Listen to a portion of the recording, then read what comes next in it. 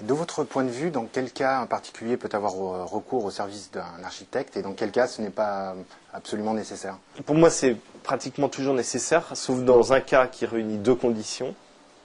Le cas où c'est un chantier relativement limité, très simple, et où il a une entreprise qui connaît, qui lui a été recommandée, qui est sérieuse, qui a une entreprise en qui il peut avoir vraiment confiance, et que c'est un petit chantier. Là, il peut se demander s'il est vraiment nécessaire d'avoir un architecte.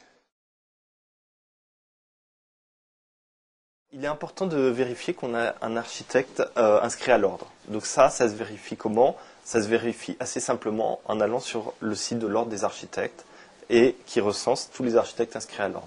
Quel est l'intérêt d'avoir un architecte inscrit à l'ordre? Déjà, vous avez la garantie d'avoir quelqu'un qui a les qualifications et d'autre part qui est assuré.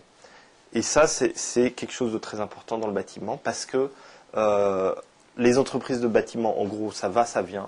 Un architecte, c'est quelqu'un qui reste toujours. Et donc, même 10 ans après, 20 ans après, en cas de problème grave, il y a quelqu'un qui est responsable. Donc l'architecte a un vrai engagement sur le bâtiment et ça, c'est quelque chose d'assez rare et important.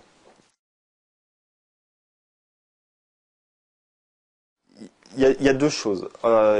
Il faut savoir que le coût des travaux, ça dépasse rarement 1500, 1600 euros du mètre carré du logement.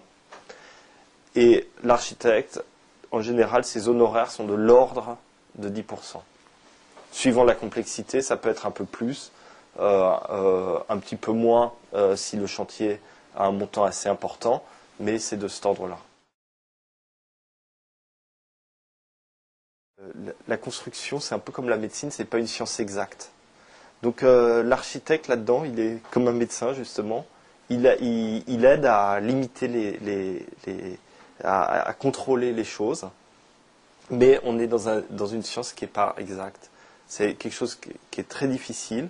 Si vous n'avez pas d'architecte, ça peut partir n'importe comment. L'architecte est là pour contrôler, aider à canaliser les choses pour que les problèmes ne deviennent pas incommensurables.